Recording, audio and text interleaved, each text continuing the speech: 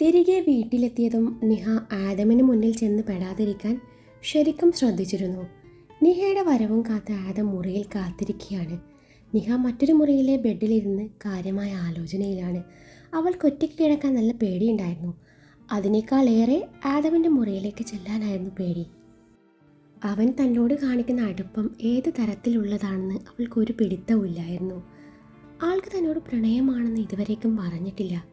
പക്ഷെ ആളുടെ നോട്ടവും സംസാരവും തൊടലും പിടിക്കലും ഒക്കെയും കാണുമ്പോൾ ആൾക്ക് തന്നോട് പ്രണയമാണെന്ന് തോന്നും. ഇനിയിപ്പോൾ തൻ്റെ ശരീരത്തിനോടാണോ ആൾക്ക് താല്പര്യം? നിഹയുടെ ചിന്തകൾ പല വഴിക്ക് സഞ്ചരിച്ചു. ആ നേരത്താണ് ആയുഷിൻ്റെ കോൾ അവളെ തേടിയെത്തുന്നത്. ഡിസ്പ്ലേയിൽ ആയുഷിൻ്റെ നമ്പർ തെളിഞ്ഞതും നിഹയ്ക്ക് അവനോട് സംസാരിക്കണം എന്ന് തോന്നി. അവനോടൊരു സോറിയും പറഞ്ഞ് ശരിക്കും എന്താണ് ഇന്നലെ നടന്നത് എന്ന് പറയണമെന്ന് കരുതിയാണ് നിഹ കോൾ അറ്റൻഡ് ചെയ്യുന്നത്. എന്നാൽ ആയുഷ് ഇങ്ങോട്ട് പറഞ്ഞ കാര്യങ്ങളൊക്കെയും നിഹയുടെ മനസ്സ് തകർക്കാൻ പാകത്തിലുള്ളതായിരുന്നു. അവനോട് ഒരക്ഷരം മറുപടി പറയാനാവാതെ നിഹ കോൾ അവസാനിപ്പിച്ചു ബെഡിൽ തളർന്നിരുന്നു. അവൾ തൻ്റെ ഫോണെടുത്ത് യൂട്യൂബ് തുറന്നു. തങ്ങളുടെ വീഡിയോ അവൾ സെർച്ച് ചെയ്ത് നോക്കി. അത് കാണും തോറും അവളുടെ കണ്ണുകൾ നിറഞ്ഞു തൂവി. ശേഷം ആദമിൻ്റെ പ്രസ് മീറ്റ് വീഡിയോയുടെ ഭാഗങ്ങൾ കൂടി അവൾ വീക്ഷിച്ചു. അതിൽ ആദം പറഞ്ഞ കാര്യങ്ങളൊക്കെയും അവളെ ശരിക്കും ദേഷ്യത്തിലാഴ്ത്തി. ഇതേ സമയത്താണ് ആദം നിഹയെ തൻ്റെ മുറിയിലേക്ക് സ്വയമേ വരുത്തിക്കാനുള്ള തന്ത്രങ്ങൾ മെനയുന്നത്. തൻ്റെ മറ്റേ ഫോണെടുത്ത് ആ നിമിഷം അവൻ ചെകുത്താനായി നിഹയുടെ ഫോണിലേക്ക് വിളിച്ചു. മനസ്സ് തകർന്നിരിക്കുന്ന നിഹ ചെകുത്താൻ എന്ന പേര് കണ്ടതും ദേഷ്യത്തോടെ കോൾ എടുത്ത് അവനോട് തട്ടിക്കയറുകയാണ്. എന്താടോ തനിക്ക് വേണ്ടത്? താൻ അറിഞ്ഞു കാണുമെന്ന് അറിയില്ല, എൻ്റെ വിവാഹം കഴിഞ്ഞു. ഞാനിന്ന് മറ്റൊരാളുടെ ഭാര്യയാണ്. ഇനി എന്താ തനിക്ക് വേണ്ടത്? ആ നിമിഷം പതിവ് പോലെ ആ പൊട്ടിച്ചിരി ഉയർന്നു. നീ ഇപ്പോഴും ഒരു രാവണൻ്റെയും സ്വന്തമായിട്ടില്ല നിഹാരിക. ആര് പറഞ്ഞു ഇല്ലെന്ന്? അദ്ദേഹത്തിൻ്റെ താലിയാണ് എൻ്റെ കഴുത്തിൽ കിടക്കുന്നത്. അതിനും അപ്പുറം എന്താ വേണ്ടത്? ഞാനിപ്പോൾ വെറും നിഹാരികയല്ല, നിഹാരിക ആദമാണ്. ഇനി എന്നെ വിളിച്ച് ശല്യപ്പെടുത്തരുത്, നിഹ കടുത്ത ഭാഷയിൽ പറഞ്ഞു. അതെങ്ങനെ ശരിയാവും നിഹാരിക? ഞാൻ നിൻ്റെ അരികിലേക്ക് വന്ന ആ രാത്രി നീ മറന്നുപോയോ? അന്ന് ഞാൻ നിനക്ക് സമ്മാനിച്ചതൊക്കെയും നീ ഒന്ന് ഓർത്തു നോക്കിക്കേ. നിനക്ക് ആദം ജോണിനെ എങ്ങനെ മനസ്സറിഞ്ഞ് സ്നേഹിക്കാൻ പറ്റും? ശരിക്കും അതൊരു ചീറ്റിംഗ് അല്ലേ? അവൻ്റെ ആ വാക്കുകൾ നിഹയുടെ ഹൃദയത്തിലേക്ക് തുളച്ചു കയറി. അയാൾ പറയുന്നതൊക്കെയും ശരിയാണെന്ന് തോന്നലിൽ നിഹയുടെ കണ്ണുകൾ നിറഞ്ഞു വന്നു. നിഹ, ഇന്ന് ഞാൻ വരുന്നുണ്ട് നിന്നെ കാണാൻ. ചെകുത്താൻ്റെ സ്വരത്തിൽ വശത നിറഞ്ഞു. ഇല്ല മിസ്റ്റർ, നിങ്ങൾക്ക് അത് സാധിക്കില്ല. ഇത് ആദം ജോണിൻ്റെ സാമ്രാജ്യമാണ്. ഇവിടേക്ക് നീ കാലെടുത്ത് വെച്ചാൽ ഒരു മടങ്ങിപ്പോക്ക് അസാധ്യമാണ്. ആദം ജോൺ, ചെകുത്താന് മുന്നിൽ ആദം ജോൺ ഒന്നുമല്ല നിഹാരിക. എന്ത് സംഭവിച്ചാലും ഞാനിന്ന് നിന്റെ മുറിയിൽ വന്നിരിക്കും. ഒരു വെല്ലുവിളി പോലെ കോൾ അവസാനിപ്പിച്ചപ്പോൾ നിഹയുടെ സമനില തെറ്റിയിരുന്നു. താൻ ഇവിടെ ഒറ്റയ്ക്ക് കിടന്ന ചെകുത്താൻ ഈ മുറിയിൽ വന്നാലോ എന്നൊരു ഭയം അവളിലുണ്ടായി. പക്ഷെ ആയുഷ് പറഞ്ഞ കാര്യങ്ങൾ മറ്റൊരു ഭാഗത്ത് നിന്ന് ഒഴുകുന്നുണ്ട്. പിന്നെ എങ്ങനെ താൻ ആ മുറിയിൽ കിടക്കും? ആയുഷ് സാർ പറഞ്ഞതുപോലെ ആളെ തോൽപ്പിക്കാൻ ആദം സാർ മനഃപൂർവ്വം എന്നെ കരുവാക്കിയതാണോ? ഇതൊക്കെയും ആളുടെ തന്നെ പ്ലാനായിരുന്നു. തന്നോട് കാണിക്കുന്ന സ്നേഹം അത് തൻ്റെ ശരീരം സ്വന്തമാക്കാൻ വേണ്ടി ആയിരിക്കും. ഇല്ലേ, നേരത്തെ അങ്ങനെയൊക്കെ കാണിക്കില്ലല്ലോ. നിഹയുടെ ചിന്തകൾ കാട് കയറി. ഈ സമയത്താണ് ആദം അങ്ങോട്ട് വരുന്നത്. ചെകുത്താനെ പേടിച്ച് അവളിപ്പോൾ തൻ്റെ കൂടെ മുറിയിലേക്ക് വരും എന്ന ചിന്തയിൽ ആദം ചുണ്ടിലൊളിപ്പിച്ച ചിരിയാലെ മുറിയിലേക്ക് നടന്നു. ആദമിനെ കണ്ടതും നിഹ തൻ്റെ ഉള്ളിലുള്ള ദേഷ്യവും സങ്കടവും പുറത്ത് കാണിക്കാതെ കൃത്രിമ ഗൗരവം നടിച്ചു അവനെ കാണാത്ത മട്ടിൽ ബെഡ്ഷീറ്റ് വിരിക്കാൻ ഒരുങ്ങി. നിഹ, ഇത് എത്ര നേരമായി നീ ഇവിടെ ഇരിക്കാൻ തുടങ്ങിയിട്ട്? കഴിഞ്ഞില്ലേ? വാ, നമുക്ക് നമ്മുടെ മുറിയിലേക്ക് പോവാം, ആദം പറഞ്ഞു. ഞാനില്ല സാർ പൊയ്ക്കോളൂ. ഞാൻ ഇവിടെ കിടന്നോളാം. അതെങ്ങനെ ശരിയാവും?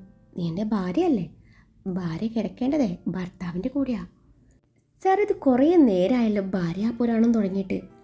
സാറിനെ പോലെ അങ്ങനെ പെട്ടെന്നെല്ലാം ആക്സെപ്റ്റ് ചെയ്യാൻ എന്നെക്കൊണ്ട് പറ്റില്ല. എനിക്ക് സമയം വേണം. അതുവരെ ഞാൻ ഇവിടെ കിടന്നോളാം. സാർ പോയാട്ടെ, നിഹ തൻ്റെ ഭാഗം വ്യക്തമാക്കി. ശരി, സമയമെടുത്തോളൂ. പക്ഷെ എവിടെയെങ്കിലും ഒറ്റയ്ക്ക് കിടക്കാൻ നിന്നെ ഞാൻ സമ്മതിക്കില്ല. നിനക്കറിയോ നിഹ, രാത്രി നേരത്താണ് ഈ റോസി പ്രേതം ചിൽ ചെയ്യുന്നത്. അതും ഈ മുറിയിൽ. ആദം നമ്പർ ഇറക്കി. ഓ ആയിക്കോട്ടെ, അപ്പം പിന്നെ എനിക്കൊരു കൂട്ടായല്ലോ. ഞങ്ങളെ ഒരുമിച്ച് ചിൽ ചെയ്തോളാം. സാർ പോയാട്ടെ, നിഹയും വിട്ടില്ല. എങ്കിൽ പിന്നെ ഞാനും ഇവിടെ കിടന്നോളാം. നമുക്ക് 3 പേർക്കും കൂടി ചിൽ ചെയ്യാലോ അല്ലേ? അതും പറഞ്ഞ ആദം ബെഡിൽ കയറി കിടന്നു. ദേ സാറേ, എനിക്ക് ഉറക്കം വരുന്നുണ്ട്. സാർ ഒന്ന് പോകുന്നുണ്ടോ? നിഹ അവൻ്റെ പ്രവൃത്തി ഇഷ്ടപ്പെടാതെ പറഞ്ഞു. ഞാൻ എങ്ങോട്ട് പോവാൻ? നിഹ കൊച്ചിന് ഉറക്കം വരുന്നുണ്ടല്ലേ, ഇച്ചായനെ ഉറക്കി തരില്ലയോ എന്നും പറഞ്ഞ് അവളെ പിടിച്ച് തൻ്റെ നെഞ്ചിലേക്ക് വലിച്ചിട്ടതും അവൻ്റെ പ്രവൃത്തി ഇഷ്ടപ്പെടാത്ത മട്ടിൽ നിഹ അവനെ കൂർപ്പിച്ചു നോക്കി. അന്നേരം ആദം അവളെ കെട്ടിപ്പിടിച്ചൊന്ന് മറിഞ്ഞു.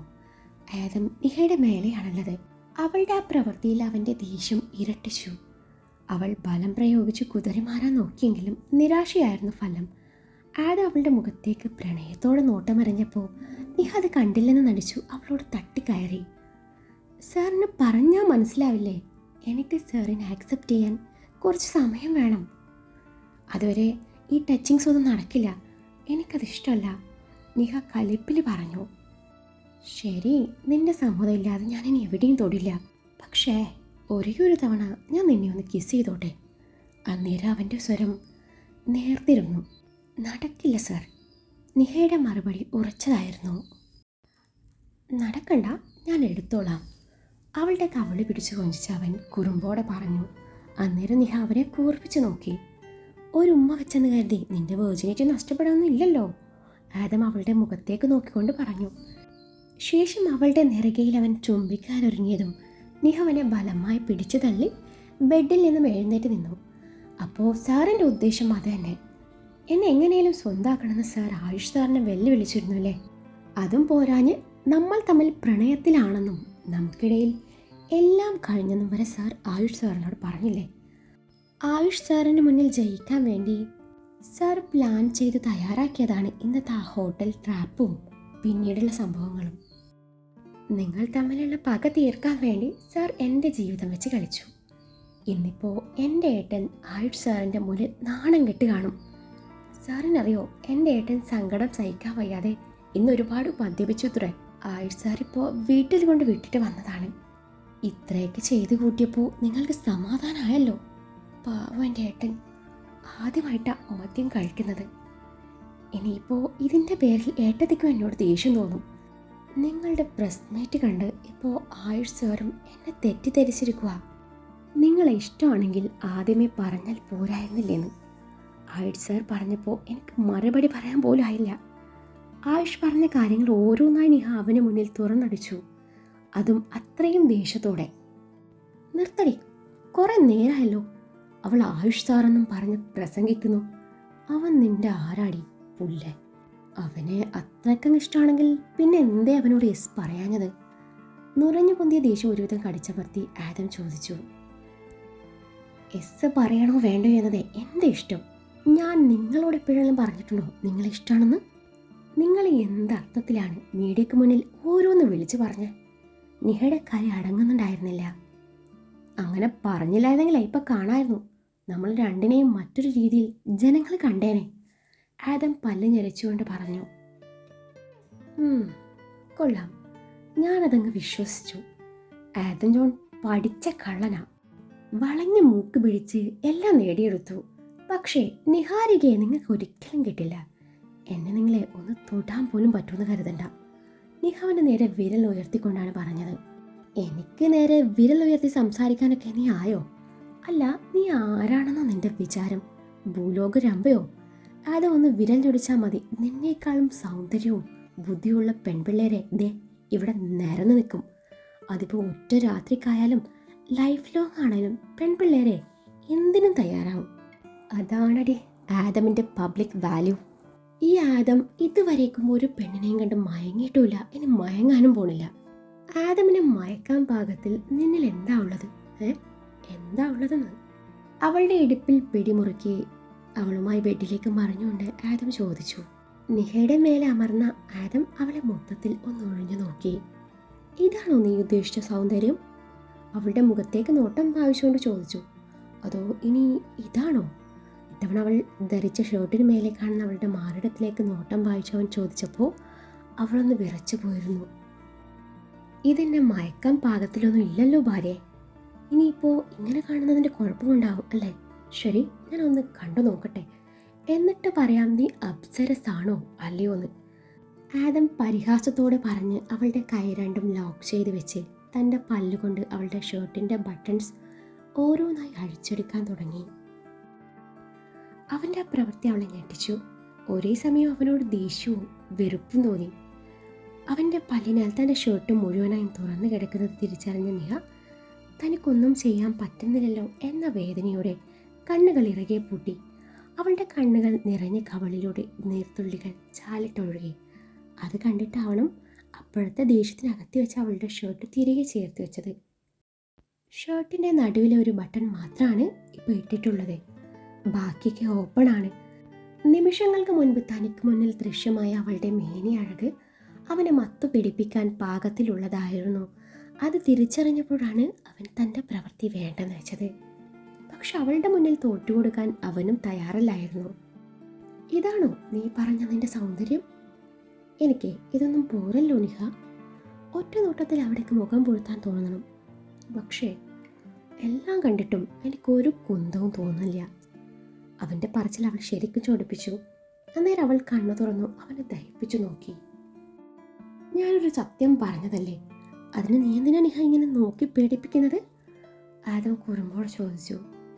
അന്നേരം അവൾ ദേഷ്യത്തോടെ തൻ്റെ കാല് പൊക്കി അവനെ തൊഴിക്കാൻ നോക്കിയപ്പോൾ അവൻ അവളുടെ കാലും കൂടി ലോക്ക് ചെയ്ത് അനങ്ങാൻ പറ്റാത്ത പോലെയാക്കി. നീ എന്നെ ചവിട്ടും അല്ലടി? ദേ, ഞാനൊന്ന് മനസ്സ് വെച്ചാലേ പൊന്നുമോള് സ്വർഗം കാണും. ഒരു 10 മാസം കൂടി കഴിഞ്ഞാൽ എൻ്റെ ജൂനിയറിന് എൻട്രി ഉണ്ടാവും. അവളുടെ കാല് രണ്ടും അകത്തി വെച്ച് അവളിലേക്ക് ഒന്നുകൂടെ അമർന്നപ്പോൾ അവനിൽ എന്തൊക്കെയോ അവളിലേക്ക് അമർന്നു. ആ നിമിഷം അവളെ നീങ്ങിപ്പോയിരുന്നു. പക്ഷേ ഇപ്പം ഞാൻ നിന്നെ ഒന്നും ചെയ്യില്ല. നിന്റെ പൂർണ്ണ സമ്മതത്തോടെ മാത്രമേ ഞാൻ നിന്നെ മുഴുവനായും അറിയുള്ളൂ. നിന്റെ ശരീരം ഞാൻ ഇതുവരെയും ആഗ്രഹിച്ചിട്ടില്ല, ഇനി അങ്ങോട്ട് ആഗ്രഹിക്കില്ലെന്ന് പറയില്ല. കാരണം എൻ്റെ ഭാര്യ അറിയാനുള്ള അവകാശം എനിക്കുണ്ട്. ആ ഒരു അവകാശം ബലപ്രയോഗത്തിലൂടെ നേടിയെടുക്കാനല്ല ഞാൻ ആഗ്രഹിക്കുന്നത്. നീ പറഞ്ഞതുപോലെ ഞാൻ നേരത്തെ ആഗ്രഹിച്ചിരുന്നു. അത് നിന്റെ ശരീരമല്ല, ഈ മനസ്സാണ്. എപ്പോഴോ ഒരു ഇഷ്ടം തോന്നിപ്പോയി. അതിനിടയിലാണ് ആയുഷ് കടന്നു വരുന്നത്. നിനക്കറിയോ നിഹ, അവൻ എൻ്റെ അപ്പച്ചയുടെ മകനാ. ഓർമ്മ വെച്ച നാളെ തൊട്ട് എന്നെ തോൽപ്പിക്കാൻ ശ്രമിക്കുന്നവനവൻ. അവൻ്റെ മുന്നിൽ ജയിക്കാൻ വേണ്ടി ഞാൻ നിൻ്റെ കൈ ഒടിഞ്ഞ അന്ന് ഹോസ്പിറ്റലിൽ വെച്ച് നിന്നോടുള്ള ഇഷ്ടം തുറന്നു പറഞ്ഞു. അന്നവൻ എന്നെ തോൽപ്പിക്കുക എന്ന ഉദ്ദേശത്തോടെ എൻ്റെ മുഖത്ത് നോക്കി പറഞ്ഞു, നീയാണ് എൻ്റെ കൈ ഒടിക്കാൻ കൊട്ടേഷൻ കൊടുത്തതെന്ന്. ഗുണ്ടരാജൻ അവനോടെല്ലാം പറഞ്ഞെന്ന്. എനിക്കതൊരു ഷോക്കായിരുന്നു. 10,000 കൊടുത്ത് എൻ്റെ കൈ ഒടിക്കാൻ നോക്കിയ പെണ്ണിനോട് എനിക്കൊരു നിമിഷം ദേഷ്യം തോന്നി. പക്ഷെ അവന് മുന്നിൽ തോൽക്കാൻ പറ്റില്ലല്ലോ. അതുകൊണ്ട് നിനക്കൊരു അബദ്ധം പറ്റിയതാണെന്നും നീ എന്നോട് എല്ലാം തുറന്നു പറഞ്ഞിരുന്നുവെന്നും നമ്മൾ തമ്മിൽ എല്ലാ അർത്ഥത്തിലും ഒന്നായെന്നും പറഞ്ഞ് ഞാനത് അവൻ്റെ മുന്നിൽ പിടിച്ചു നിന്നതാണ്. പക്ഷേ അപ്പോഴും എനിക്കെതിരെ കൊട്ടേഷൻ കൊടുത്ത നിന്നോട് എനിക്ക് ചെറിയ ദേഷ്യമൊക്കെ ഉണ്ടായിരുന്നു. നിനക്കുള്ള പണി അന്ന് തന്നെ ഞാൻ കരുതി വെച്ചതാ. ഇതൊക്കെ കേട്ട് നിഹ തറഞ്ഞു പോയിരുന്നു. കൊട്ടേഷൻ കാര്യം അവൻ നേരത്തെ അറിഞ്ഞിരുന്നു എന്ന സത്യം അവളെ തളർത്തി. അവൾ ആദമിൻ്റെ മുഖത്ത് നോക്കാനാവാതെ മിഴികൾ താഴ്ത്തി. എൻ്റെ ഉള്ളിൽ നിന്നോടുള്ള ഇഷ്ടം ഇങ്ങനെ നിറഞ്ഞു തൂവുന്നുണ്ട്. എന്നാലും എനിക്കിട്ട് പണിഞ്ഞാൽ തിരിച്ചു പണിയാതെ എങ്ങനെയാ? അതെൻ്റെ ഒരു ശീലമാണ്. എനിക്ക് നിന്റെ കൈയൊന്നും വേണ്ട. അതിനുവേണ്ടി ഞാൻ പൈസ ചിലവിട്ട് പുറത്തുനിന്ന് ആളെയൊന്നും ഇറക്കുന്നില്ല. എനിക്ക് വേണ്ടതേ ഞാൻ തന്നെ എടുത്തോളാം എന്നും പറഞ്ഞ് അവളെ വല്ലാത്ത ഭാവത്തിൽ നോക്കി. നിഹ ദയനീയമായി അവനെ നോക്കി. സാർ, ഞാനൊന്നും അറിയാതെ പറ്റിപ്പോയതാ. പിന്നെ എനിക്ക് കുറ്റബോധം തോന്നിയിരുന്നു. നിഹ തൻ്റെ ഭാഗം വ്യക്തമാക്കാൻ ശ്രമിച്ചു. ദയ, കുറ്റബോധം, മാപ്പ്, ഇതൊന്നും എൻ്റെ നിഘണ്ടുവിൽ പറഞ്ഞിട്ടില്ല. I M so sorry my Wi-Fi. കാര്യമായി ഒന്നുമില്ല, ഒരു കുഞ്ഞു ശിക്ഷ. അത് പറയുന്നതിനോടൊപ്പം അവൻ്റെ ചൂണ്ടുവിരൽ അവളുടെ നെറ്റിയിൽ നിന്നും താഴേക്ക് സഞ്ചരിച്ചു തുടങ്ങി. അതിനനുസരിച്ച് നിഹയുടെ ഹൃദയമിഴപ്പ് ഉച്ചത്തിലായി. അവൻ്റെ വിരൽ അവളുടെ മൂക്കിലൂടെ ഇഴഞ്ഞ് അവളുടെ ചുണ്ടും താടിത്തുമ്പും കടന്ന് തൊണ്ടക്കുഴി വഴി കഴുത്തിലെത്തി. മധ്യഭാഗത്തെ ഒരൊറ്റ ബട്ടണിൽ മാത്രം ഒതുങ്ങി നിന്നിട്ടുള്ള അവളുടെ ഷർട്ടിൻ്റെ വിടവിലൂടെ അവൻ്റെ വിരൽ താഴേക്ക് അരിച്ചിറങ്ങുമ്പോൾ അവളുടെ മാറൻ ചുഴിയിൽ അവൻ്റെ വിരൽ ആഴ്ന്നിറങ്ങിയതും അവൾ കണ്ണുകൾ ഇറക്കെ പൂട്ടി. ആ നിമിഷം നിഹയുടെ മനസ്സിലൂടെ അന്ന് കണ്ട സ്വപ്നം കടന്നുപോയി. ഇതുപോലെ തന്നെ ആയിരുന്നു താനെന്ന് കണ്ട സ്വപ്നവും. ഇനി അവൻ്റെ അടുത്ത പ്രവൃത്തി തൻ്റെ ഷർട്ട് തുറന്നു വെച്ചു അവിടെ മുഖം പൂഴ്ത്തുകയായിരിക്കും എന്ന തോന്നലിൽ അവൾ കണ്ണടച്ച് ശ്വാസം അടക്കി പിടിച്ച് കിടപ്പാണ്. എന്നാൽ അവളുടെ പ്രതീക്ഷകൾ തെറ്റിച്ചുകൊണ്ട് അവൻ്റെ അതരങ്ങൾ അവളുടെ നെറുകയിൽ അമർന്നപ്പോൾ അവളൊരു നിമിഷം വിശ്വസിക്കാനാവാതെ അതുപോലെ കിടന്നു പോയിരുന്നു. ഐ ലവ് യു നിഹ, എനിക്ക് നിന്നെ വേദനിപ്പിക്കാൻ പറ്റുന്നില്ല, ഒന്നുകൂടെ അവളുടെ നെറുകയിൽ ചുംബിച്ചുകൊണ്ട് അവൻ പറഞ്ഞു. അപ്പോഴും അവൾ കണ്ണു തുറന്നില്ല. Niha, really I love you so much. അവൻ്റെ ചുണ്ടുകൾ അവളുടെ ഇരു കണ്ണിലും കവിളിലും അമർന്നു. നിഹ, ഓപ്പൺ യുവർ ഐസ്, ശരിക്കും എനിക്ക് നിന്നെ ഇഷ്ടമാണെന്ന് അവളുടെ മൂക്കിൻ തുമ്പ് ചുംബിച്ചുകൊണ്ട് അവൻ പറഞ്ഞു. അപ്പോൾ അവൾ കണ്ണടച്ചു കിടന്നു. നിഹ, കണ്ണു തുറക്ക് പെണ്ണെ, എന്നോട് ദേഷ്യമാണോ? സോറി. ഇത്തവണ അവളുടെ അതരങ്ങളിൽ നേർമയായി ചുംബിച്ചുകൊണ്ട് അവൻ പറഞ്ഞു. അവൾ കണ്ണു തുറന്നില്ല. നിഹ, ദേഷ്യമെന്ന ഞാൻ എന്താ ചെയ്യുന്നേ എനിക്ക് പോലും അറിയില്ല, അതുകൊണ്ടാ. നിഹ, നിനക്കറിയോ, ഞാൻ നേരത്തെ ചുമ്മാ പറഞ്ഞതാ, ശരിക്കും നീ മൊത്തത്തിൽ അടിപൊളിയാ. ഇത്തവണ അവളുടെ തൊണ്ടക്കുഴിയിൽ അവൻ്റെ ചുണ്ടുകൾ അമർന്നു.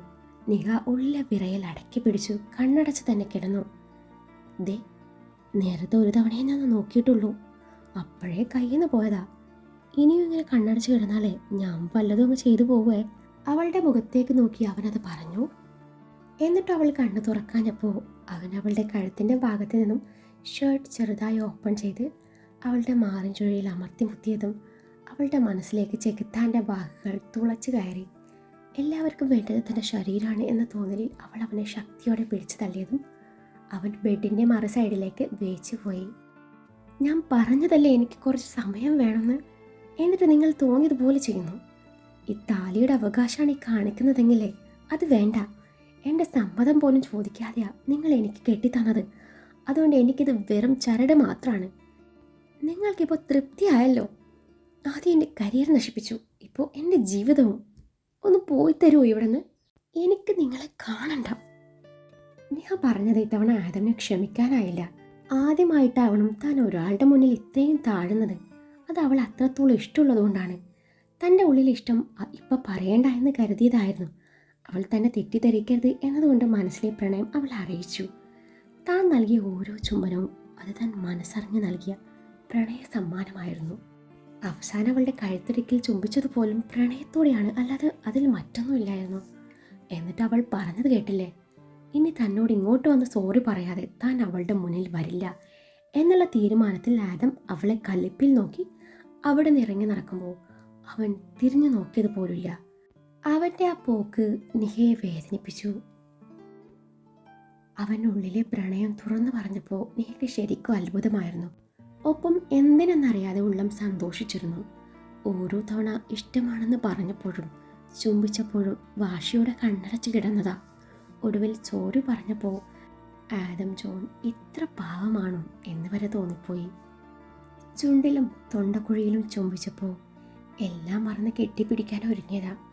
അപ്പോഴാണ് ചെകുത്താൻ്റെ ചിന്തകൾ തൻ്റെ മനസ്സ് അസ്വസ്ഥമാക്കിയത്. ഇതുപോലെ തന്നെ ആവില്ലേ ചെകുത്താൻ തൻ്റെ ശരീരത്തിലേക്ക് സ്പർശിച്ചത്?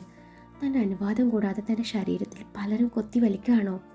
എന്നിട്ടും താനെന്തേ ഇങ്ങനെ നിന്ന് കൊടുക്കുന്നു എന്ന തോന്നലിൽ ആദമിനോട് അങ്ങനെ പറഞ്ഞതാണ്. പോട്ടെ, ആദം ജോൺ തന്നോട് പിണങ്ങി പൊയ്ക്കോട്ടെ. എല്ലാം മനസ്സിലൊളിപ്പിച്ചു വെച്ച് തനിക്കൊരിക്കലും നല്ല ഭാര്യയാവാൻ പറ്റില്ല. ആരെയും അറിഞ്ഞുകൊണ്ട് ചതിക്കാനും വയ്യ എന്ന ചിന്തയിൽ നിഹ ഡോറടിച്ച് ലോക്കിട്ട് തലയിണയിലേക്ക് മുഖം പൂഴ്ത്തി തൻ്റെ സങ്കടങ്ങൾ ഒഴുക്കി കളഞ്ഞു. ഇതേ സമയം ആദം വലിഞ്ഞു മുറുകിയ മുഖവുമായി മുറിയിൽ അങ്ങോട്ടും ഇങ്ങോട്ടും നടക്കുകയാണ്. നിഹ തന്നെ മാത്രമല്ല താൻ കെട്ടിയ താലിയെ പോലും തള്ളി പറഞ്ഞല്ലോ എന്ന ചിന്തയിൽ അതിൻ്റെ യഥാർത്ഥ കാരണം എന്താണെന്ന് തിരിച്ചറിയാതെ വീണ്ടും അവൾക്കുള്ള ശിക്ഷ നടപ്പിലാക്കാൻ അവൻ തീരുമാനിച്ചു. ആ രാത്രിയിൽ താൻ ചെകുത്താനായി നിഹയുടെ മുന്നിലെത്തുമെന്ന് അവൻ ഉറപ്പിച്ചു. അന്നത്തേതിലും മനോഹരമായ സമ്മാനമാണ് ഇത്തവണ താൻ അവൾക്ക് സമ്മാനിക്കുന്നത്. ആദം ജോണിൻ്റെ സ്നേഹം നിരസിച്ച നിനക്ക് ചെകുത്താൻ നൽകുന്ന കുഞ്ഞു ശിക്ഷ. ഇതൊക്കെ ഞാൻ നിന്നോട് ചെയ്യുന്നത് എന്തിനാണെന്ന് നിനക്കറിയണ്ടേ നിഹ? ഞാൻ നിന്നെ തേടിയെത്തിയതേ അന്നത്തെ രാത്രിയിലെ ആ സംഭവങ്ങൾ ഒന്നുകൊണ്ട് മാത്രമല്ല. നീ പോലും അറിയാതെ നീ എനിക്കുണ്ടാക്കിയ വലിയൊരു നഷ്ടം.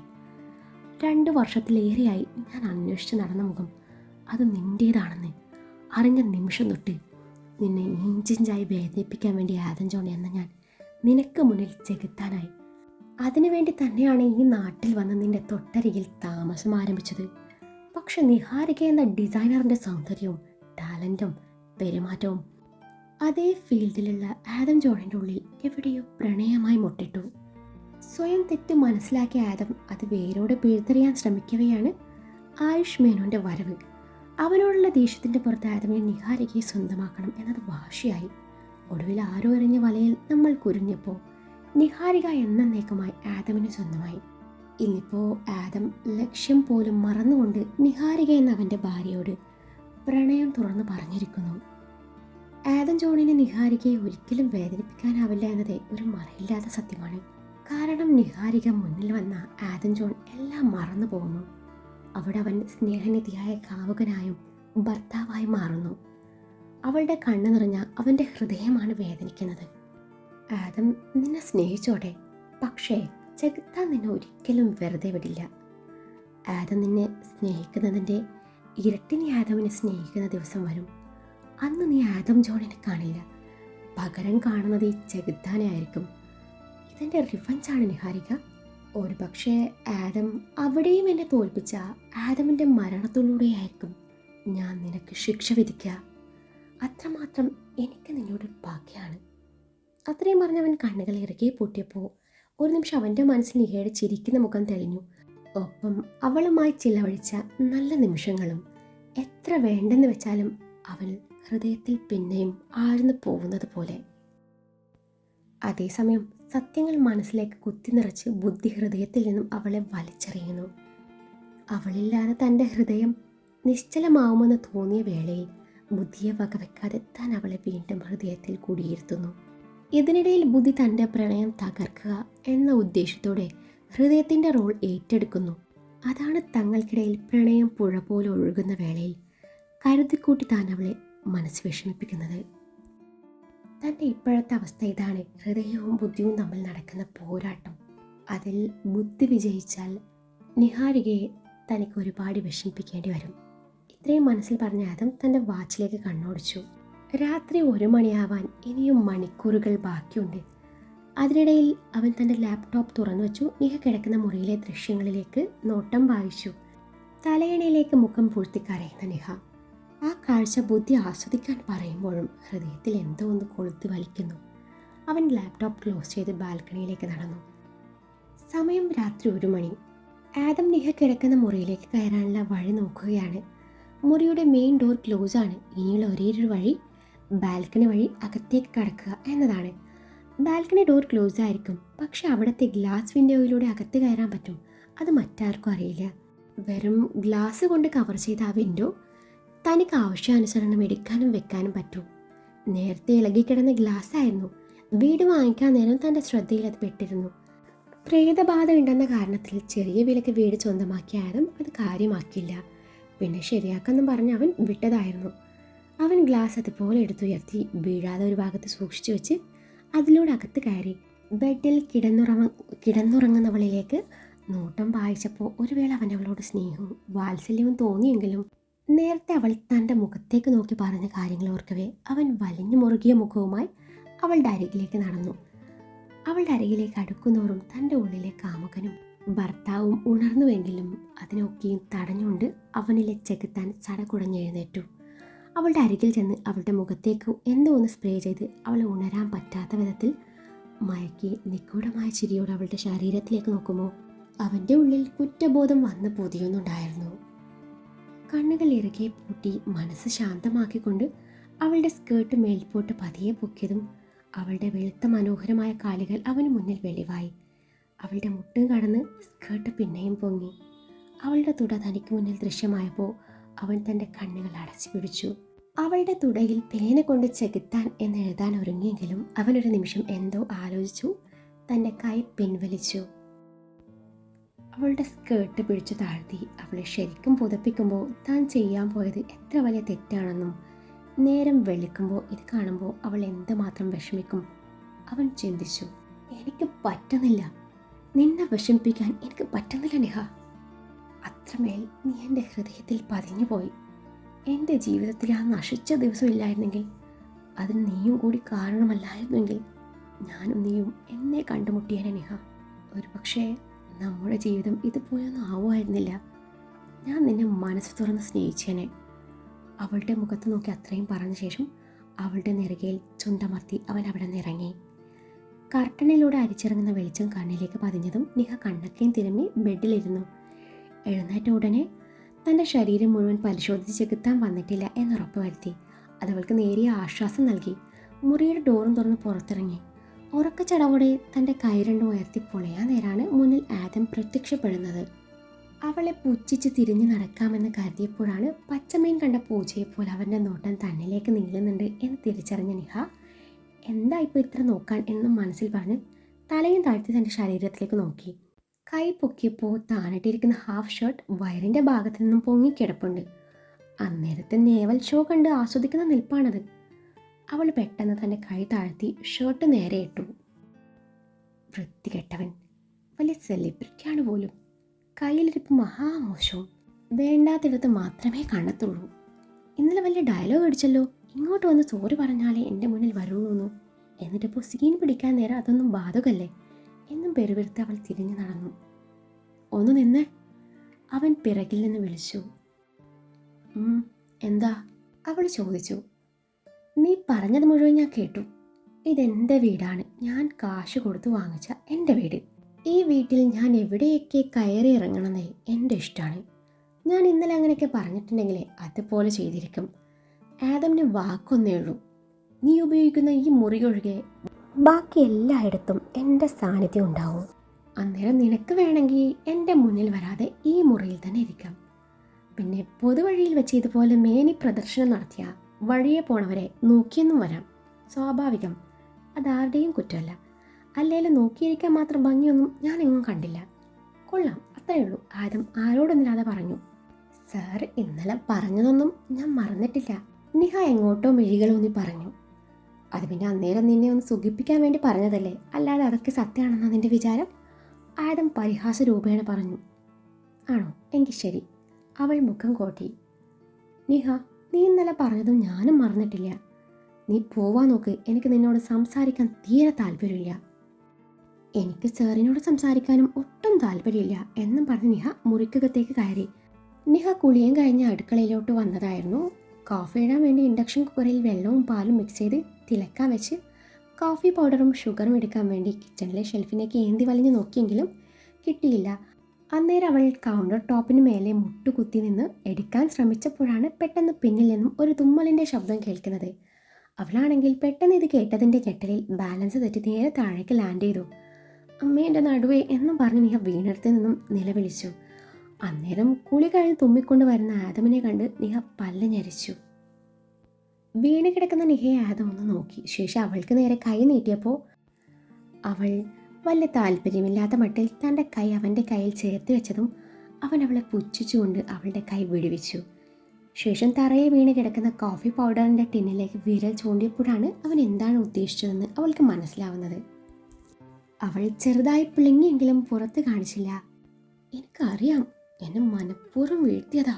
എന്നിട്ട് ഒന്ന് എഴുന്നേൽപ്പിക്കുന്നുണ്ടോ? അതുമില്ല. കോഫി പൗഡർ ടിൻ അവൻ്റെ കയ്യിൽ വെച്ച് കൊടുക്കുമ്പോൾ അവൾ പിറുപിറുത്തു. വീഴാൻ മാത്രം പഠിച്ചാൽ പോരാ, എഴുന്നേക്കാൻ കൂടി പഠിക്കണം. പിന്നെ വല്ലോരും വീണ എഴുന്നേൽപ്പിക്കേണ്ട ഉത്തരവാദിത്വമൊന്നും എനിക്കില്ല. വേണേൽ എഴുന്നേറ്റ് വാ എന്നും പറഞ്ഞവൻ കോഫി മേക്കറിൽ കോഫി റെഡിയാക്കുമ്പോൾ അവൾ അവനെ നോക്കി കണ്ണുരുട്ടിക്കൊണ്ട് എന്തൊക്കെയോ പിറുപിറുത്തു. ഒടുവിൽ എങ്ങനെയൊക്കെ എഴുന്നേറ്റ് നടുവും തടവി വേച്ച് അകത്തേക്ക് നടക്കുമ്പോൾ ഒരു പിൻവിളി വന്നു. അതെ, ഒന്ന് നിന്നേ. ഇതെന്താ? ഇൻഡക്ഷൻ കുക്കറിൽ വെച്ച പാലും വെള്ളവും ചൂണ്ടി അവൻ ചോദിച്ചു. അത് പിന്നെ ഞാൻ കോഫി. നീ കോഫിയാണോ ചായയാണോ എന്നൊന്നും എനിക്കറിയണ്ട. വല്ലതും അടുപ്പി വെച്ചാൽ അത് ഓഫ് ചെയ്തിട്ട് പോകണം. അല്ലാതെ ഇതൊന്നും ശ്രദ്ധിക്കാൻ ഇവിടെ വേറെ ആരുമില്ല. അവൻ ഗൗരവത്തിൽ പറഞ്ഞപ്പോൾ അവൾ തിരികെ വന്നു അത് ഓഫ് ചെയ്തു. ശേഷം നടുവും പിടിച്ചുകൊണ്ട് അകത്തേക്ക് നടക്കുമ്പോൾ അവളുടെ പോക്കവൻ ഇടങ്ങണ്ണാലെ വീക്ഷിച്ചു. അവളുടെ നടത്തം കണ്ടാൽ അറിയാം നല്ലോണം കൊണ്ടിട്ടുണ്ടെന്ന്. അവളുടെ അരികിൽ ചെന്ന് എന്ത് പറ്റിയെന്ന് അന്വേഷിക്കണമെന്നുണ്ടെങ്കിലും ചിലതൊക്കെ അവനെ മാറ്റി ചിന്തിപ്പിച്ചു. മുറിയിലെത്തിയ നിഹ വേദന സഹിക്കാനാവാതെ ബെഡിൽ വന്നിരുന്നു. പിന്നെ കിടന്നു. ശേഷം എഴുന്നേറ്റ് നിന്നു. എന്ത് വന്നാലും വേദനയ്ക്ക് ഒരു കുറവില്ല. അവൾ കണ്ണാടിയുടെ മുന്നിൽ ചെന്ന് ഇട്ടിരിക്കുന്ന കുർത്തി ടോപ്പ് പൊക്കി നോക്കിയപ്പോൾ ഇടുപ്പിൻ്റെ ഭാഗത്ത് വട്ടത്തിൽ ചുവന്ന് കിടക്കുന്നുണ്ട്. ചെറുതായി നീര് വന്നിട്ടുണ്ട്. ആ ഭാഗത്ത് തൊടുമ്പോൾ നല്ല വേദനയും. ആരോഗ്യത്തോടെ ജീവിക്കാൻ ഇവിടെ ഞാൻ പെടാപ്പാട് പെടുക. ഇതിപ്പോൾ നടുവ് ഒടിഞ്ഞാൽ ഞാൻ എന്തോ ചെയ്യും? സാറിനാണെങ്കിൽ പിണക്കി വിടുകയും ചെയ്തു. ഈ ഓരോന്ന് ചിന്തിച്ചുകൊണ്ട് അടുക്കളയിലോട്ട് നടന്നു. ഫ്രിഡ്ജിൽ നിന്നും ഐസ് ക്യൂബ് എടുത്ത് ഒരു തുണിയിൽ പൊതിഞ്ഞു വേദനയുള്ള ഭാഗത്ത് വെക്കുമ്പോൾ അവൾക്ക് നേരിയ ആശ്വാസം തോന്നി. അടുക്കളയിൽ നിന്നും തന്നെയാണ് നിഹ ഇത് ചെയ്യുന്നുള്ളത്. അതിനിടയിൽ അച്ഛനെയും അമ്മയും ഒക്കെയും വിളിക്കുന്നുണ്ട്.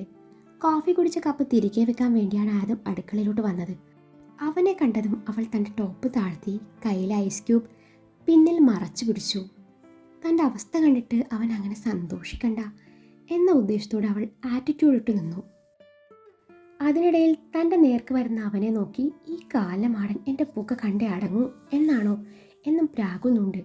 അവളുടെ കയ്യിൽ ഐസ് ക്യൂബ് കിഴി ബലമായി പിടിച്ചു വാങ്ങി അവളെ കൗണ്ടർ ടോപ്പിന് മേലെ ചുവരിനോട് ചേർത്ത് പതിയെ ചാരി ഇരുത്തിയതും ഇയാൾ എന്തായി കാണിക്കുന്നത്, എന്നെ വെട്ടി നുറുക്കി സാമ്പാർ വെക്കാൻ പോവാണോ എന്ന് മനസ്സിൽ പറഞ്ഞ് അവന് വിധേയമായി നിന്നു കൊടുത്തു. ഇപ്പോൾ അവനോട് ബലം പിടിക്കാൻ നിന്നാൽ ശരിയാവില്ല എന്നവൾക്ക് അറിയാമായിരുന്നു. അവൾ തൻ്റെ ടോപ്പ് പൊക്കി നീര് വന്ന ഭാഗത്തേക്ക് ഒന്ന് നോക്കി. അല്ലേലും ഇക്കാര്യത്തിൽ ഇയാൾക്ക് ഒരു ചമ്മലുമില്ലല്ലോ. ഡ്രാക്കുള ഏറെക്കുറെ എൻ്റെ എല്ലാം കണ്ടതാ, അതുകൊണ്ട് എന്തിനു നാണിച്ച് മസിൽ പിടിച്ചിരിക്കണം എന്നവൾ ചിന്തിച്ചു. ആദം ഫ്രിഡ്ജിൽ നിന്നും ഐസിൻ്റെ ട്രേ എടുത്ത് ഐസ് ക്യൂബ്സ് തുണിയിൽ പൊതിഞ്ഞ് അവിടം വെച്ച് കൊടുക്കുമ്പോൾ രണ്ടുപേരും ഒന്നും മിണ്ടിയില്ല. കരുതലോടെ വളരെ സൂക്ഷിച്ച് അവൻ തൻ്റെ പ്രവൃത്തി ചെയ്യുമ്പോൾ അവൾ അവൻ്റെ മുഖത്തേക്ക് തന്നെ നോക്കിയിരുന്നു. അത് മനസ്സിലാക്കി അവൻ അവളെ ശ്രദ്ധിക്കുക പോലും ചെയ്യാതെ തൻ്റെ പ്രവൃത്തി തുടർന്നു. എല്ലാം കഴിഞ്ഞ് അവളെ താഴെ ഇറക്കി അവനൊന്നും മിണ്ടാതെ അവിടെ നിന്ന് നടന്നു നീങ്ങി. ഓ, ഇതിൽ ഐസ് ക്യൂബ് വെച്ച് തന്നാലൊന്നും എൻ്റെ മനസ്സ് മാറാനൊന്നും പോണില്ല. ഇതൊരു പിടിവള്ളിയായി കരുതി വീണ്ടും ഞാനുമായി അടുക്കാമെന്നാവും. എന്നാ തെറ്റിപ്പോയി മിസ്റ്റർ. ഒരു ഐസ് ക്യൂബ് കൊണ്ടൊന്നും എൻ്റെ മനസ്സ് ഉരുകില്ല. നന്ദി പറയുന്നതിന് പകരം അവളുടെ ജാട ഇറക്കൽ കണ്ട് ആദവിന് പെരുത്ത് കയറി. അവൻ അവളെ ദഹിപ്പിച്ചു നോക്കി. ശേഷം അവിടെ കിടക്കുന്ന ബാക്കിയുള്ള ഒരു പിടി ഐസ് ക്യൂബ്സ് തൻ്റെ കയ്യിലെടുത്ത് അവളുടെ ടോപ്പിൻ്റെ കഴുത്തിൽ കൂടി അകത്തേക്ക് കയറ്റി ഇറക്കി വെച്ച് തിരിഞ്ഞു നടക്കുമ്പോൾ നിഹ സ്പെഷ്യൽ ചവിട്ട് നാടകം അരങ്ങേറുന്നത് കണ്ട അവൻ അത് മുഴുവൻ കണ്ടിട്ട് പോവാന്ന് കരുതി അവിടെ തന്നെ നിന്നു. നിഹ തൻ്റെ ടോപ്പ് കുടഞ്ഞുകൊണ്ട് ഐസ് ക്യൂബ് തട്ടിക്കളയാൻ നോക്കിയപ്പോഴാണ് മനസ്സിലാവുന്നത് അവൻ കൃത്യമായി വെക്കേണ്ടടുത്ത് തന്നെ വെച്ചിട്ടുണ്ടെന്ന്. കഴുത്തിലൂടെ കൈയിട്ടെടുക്കാന്ന് വെച്ചാൽ ഇടുപ്പിന് പണി കിട്ടിയിരിക്കുവാണല്ലോ. ഇനിയിപ്പോൾ എല്ലാം ഊരി മാറ്റിയെടുക്കണം. തൻ്റെ അവസ്ഥ കണ്ട് ചിരി കടിച്ചു പിടിച്ച് നിൽക്കുന്ന ഡ്രാക്കുള മുന്നിൽ നിൽക്കുന്നില്ല എന്ന് ഇവിടെ തന്നെ ഡ്രസ്സ് മാറിയേനെ. ഇനിയിപ്പോൾ വല്ല മുറിയിലും കയറണം എന്നും മനസ്സിൽ പറഞ്ഞ് അവിടെ നിന്ന് രക്ഷപ്പെടാനൊരുങ്ങുമ്പോൾ മുന്നിൽ തടസ്സം സൃഷ്ടിച്ച് അവൻ നിൽക്കുന്നു. അവൻ അവളെ തടഞ്ഞു വെച്ച് അവളുടെ മുഖത്ത് വിരിയുന്ന നവരസങ്ങളൊക്കെയും ആസ്വദിച്ചു. ഐസൊക്കെയും അലിഞ്ഞു കഴിഞ്ഞു കാണും എന്ന് തോന്നിയപ്പോൾ അവൻ അവൾക്ക് നേരെ പുച്ഛം വാരി വിതറി അവിടെ നിന്ന് നടന്നു നീങ്ങി. വിത്തിൻ ഹാഫ് ആൻ അവർ ഞാൻ റെഡിയായി വരും, അപ്പോഴേക്കും നീയും റെഡിയായി കഴിഞ്ഞിരിക്കണം. നമ്മൾ ഒരുമിച്ച് ഓഫീസിൽ പോകുന്നു എന്നവന് പറഞ്ഞപ്പോൾ തനിക്കിന്ന് ലീവ് വേണം എന്നവൻ പറഞ്ഞുവെങ്കിലും അവൻ സമ്മതിച്ചില്ല. ഇന്ന് തന്നെ പുതിയ പ്രൊജക്റ്റിൻ്റെ വർക്ക് സ്റ്റാർട്ട് ചെയ്യണം. ഇനി മുതൽ അക്കാര്യത്തിലായിരിക്കണം നിന്റെ ശ്രദ്ധ മുഴുവനും, ഇല്ലെങ്കിൽ വീണ്ടും നിന്നെ പിടിച്ച് ഞാൻ എൻ്റെ PA ആക്കും എന്ന് പറഞ്ഞപ്പോൾ അവൾ ഒന്നും മിണ്ടാതെ മുറിയിലേക്ക് നടന്നു. ഓഫീസിലേക്കുള്ള യാത്രയിലാണ് ഇരുവരും. ആദം സംസാരത്തിന് തുടക്കം കുറിച്ചു. 2 ദിവസം കഴിഞ്ഞാൽ നമ്മൾ എൻ്റെ നാട്ടിലേക്ക് പോകും, കാഞ്ഞിരപ്പള്ളിയിലേക്ക്. അവിടെയാണ് എൻ്റെ കുടുംബം ഉള്ളത്. അവരുടെ ഒരു സമാധാനത്തിന് ഒരു ചെറിയൊരു മിന്നുകെട്ട് നടക്കും. അത് കഴിഞ്ഞ് നമ്മൾ അവിടെ നിന്ന് മടങ്ങും. നിനക്ക് ഇതിലൊന്നും വലിയ താല്പര്യം കാണില്ല. കഴുതിലുള്ളത് തന്നെ ഭാരമായി കൊണ്ട് നടക്കുകയാണല്ലോ. പക്ഷേ എനിക്ക് എൻ്റെ പപ്പയുടെയും അമ്മയുടെയും സന്തോഷം കൂടി നോക്കണം. അതുകൊണ്ട് അവിടേക്ക് പോകുമ്പോൾ നിൻ്റെ ഈ പരട്ട സ്വഭാവം ഇവിടെ വെച്ചിട്ട് പോയാൽ മതി, കേട്ടല്ലോ? ആദം പറഞ്ഞു. എന്ന് വെച്ചാ? നിഹ ചോദിച്ചു. എന്ന് വെച്ചാൽ എന്നോടൊരല്പം സ്നേഹത്തോടെ പെരുമാറണം. ശരിക്കും പറ്റില്ലെന്നറിയാം, അതുകൊണ്ട് ഒന്ന് അഭിനയിച്ചാൽ മതി, അവൻ പുച്ഛിച്ചുകൊണ്ട് പറഞ്ഞു. ഓ അങ്ങനെ, ശരി, അഭിനയിക്കുന്ന കാര്യം ഞാൻ ഏറ്റു. തിരിച്ചും ഈ പറഞ്ഞ കാര്യമൊക്കെ ആവാം. ഒരു പാലിട്ട 2 വേ ഫെസിലിറ്റി വേണമല്ലോ. സാറും അഭിനയിച്ചാൽ മതി, ജീവിച്ച് കാണിക്കാൻ നിൽക്കണ്ട. നിഹയും പുച്ഛം വാരി വിതറി. എൻ്റെ കാര്യം നോക്കാൻ എനിക്കറിയാം, നിന്റെ ഉപദേശം ഞാൻ ചോദിച്ചില്ല. ഇവിടെ നിന്ന് ഇങ്ങനെയൊക്കെയും പറയും, അവിടെ എത്തിയാൽ സാർ എങ്ങനെ പ്രവർത്തിക്കുമെന്ന് കണ്ടറിയണം. നിഹ പിന്നെയും അവനിട്ട് താങ്ങി. ആദ്യം ഈ സാറ് വിളി മാറ്റി. അവിടെ ആർക്കും ഇതൊന്നും ഇഷ്ടമായെന്ന് വരില്ല. അപ്പോൾ എന്നെ ഇഷ്ടാവോ? നിഹ ചോദിച്ചു. നിന്നെ ഇഷ്ടമായാലും ആയില്ലെങ്കിലും ഇപ്പം എന്താ, അവിടെ ചില്ലിട്ട് വെക്കാനല്ലല്ലോ കൊണ്ടുപോകുന്നത്. അവർക്കൊക്കെ നിന്നെ ഒന്ന് കാണണം, അവരുടെ വിശ്വാസപ്രകാരം നമ്മുടെ കെട്ട് നടത്തണം, അത്രയേ ഉള്ളൂ. എൻ്റെ കഴുത്ത് വീണ കുരുക്ക് ഒന്നുകൂടെ മുറുകാൻ പോവുകയാണല്ലേ. അപ്പോൾ സാർ ജീവിതകാലം മുഴുവൻ എന്നെ സഹിക്കാൻ തന്നെ തീരുമാനിച്ചു. നിഹ തമാശ രൂപേണ പറഞ്ഞു. വിധി എന്താണോ അതുപോലെ നടക്കും. പക്ഷേ ആദം ജോണിൻ്റെ ജീവിതത്തിൽ നീ അല്ലാതെ മറ്റൊരു പെണ്ണുണ്ടാവില്ല. അതിപ്പോൾ നമ്മൾ തമ്മിൽ പൊരുത്തപ്പെട്ടു പോയാലും ശരി, അടിച്ചു പിരിഞ്ഞാലും ശരി, എൻ്റെ ഈ ഒരു തീരുമാനത്തിൽ ഒരു മാറ്റവും ഉണ്ടാവില്ല. ആദത്തിൻ്റെ തുറന്നു പറച്ചിൽ നിഹയെ അത്ഭുതപ്പെടുത്തി. നമുക്ക് നോക്കാം. ഈ ആദം ജോണിനെ സഹിക്കാനുള്ള ക്ഷമയും സഹനശക്തിയും ദൈവം എനിക്ക് തരികയാണെങ്കിൽ എൻ്റെ കഴുത്തിൽ കിടക്കുന്ന ഈ താലി ഒരിക്കൽ കൂടി സാറിൻ്റെ കഴുത്തിൽ കെട്ടിത്തരേണ്ടി വരും. ഇനിയിപ്പോൾ മറിച്ചാണെങ്കിൽ ഈ താലി ഞാൻ സാറിനെ തിരികെ ഏൽപ്പിച്ച് എന്നേക്കുമായി സാറിൻ്റെ ജീവിതത്തിൽ നിന്നും ബായ് പറഞ്ഞു പോവും. നിഹ അവനെ തന്നെ നോക്കിക്കൊണ്ടാണത് പറഞ്ഞത്. ഓ, എന്നിട്ട് വേറെ കെട്ടുമായിരിക്കും അല്ലയോ? ചിലപ്പോൾ കെട്ടിയെന്ന് വരാം. അക്കാര്യത്തിൽ എനിക്കൊരു ഉറപ്പും തരാൻ പറ്റില്ല. എനിക്കും വേണ്ടേ സാർ ഒരു തുണ? എന്നാ എന്നെ തന്നെ കെട്ടിക്കോ, ഞാനും ഒരു തുണയില്ലാതെ നിൽക്കുവാണല്ലോ. സാർ കോമഡിയാണോ ഉദ്ദേശിച്ചത്? എന്നാലേ ഏറ്റില്ല. ഏറ്റാലും ഏറ്റില്ലേലും നീ ആ തുണയുടെ കാര്യം അങ്ങ് മറന്നേക്ക്. ഞാനല്ലാതെ മറ്റൊരു തുണ നിനക്ക് വേണ്ട. അത് ഞാൻ അനുവദിച്ചു തരില്ല, ആദം വല്ലാത്ത ഭാവത്തിൽ പറഞ്ഞു. ഇത് നല്ല കൂത്ത്. ഡിവോഴ്സ് ആയാലും നിങ്ങൾ എനിക്ക് സമാധാനം തരില്ലേ? നിനക്ക് ഞാൻ ഡിവോഴ്സേ തരുന്നില്ല. എങ്കിൽ ഞാൻ കഷായ നിഹാരിക ആവാനും മടിക്കില്ല. അല്ല പിന്നെ.